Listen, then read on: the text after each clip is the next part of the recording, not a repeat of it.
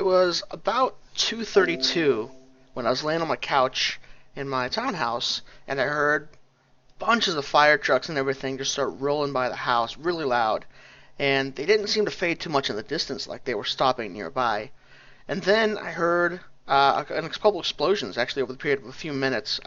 I wasn't quite sure what it was, but my roommate ran down and opened up the back door, and we could see black, thick smoke just billowing over the top of what looked like one of the nearby townhouses.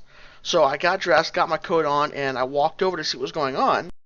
I quickly found out that it was actually the pallet warehouse, or the industrial wood products, that was on fire. And from here you can see the south corner of the building in flames. Off to the left of where that first footage was being taken, there's this big field full of brush where the fire could potentially spread, and the firefighters aren't back here yet. It wasn't long before the fire did spread to this stack of pallets towards the south end of the field here. And it's not too large here, but it did start growing rather rapidly with the wind blowing so hard. You can actually see, there's poorer quality footage when I zoom in, but you can see there the south corner has spread to these stacks of pallets out in the field. There's thousands and thousands of these pallets out here, and you can see the flames are getting larger and starting to spread.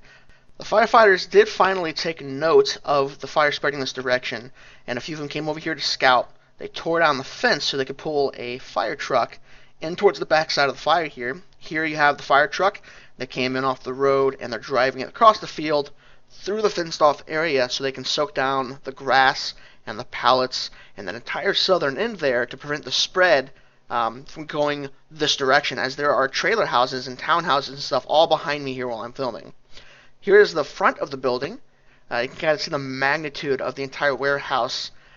It was nothing but a steel-framed building with a roof that just collapsed and the wood just took.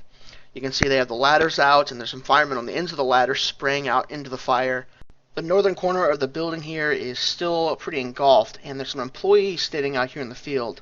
I did get the opportunity to speak to some employees and figure out what happened and what started. They were burning old pallets and couldn't decide if they should stop or whether it was too windy or not. And the fire had caught some cardboard that blew over near some of the pallets. They went into the office to check some things.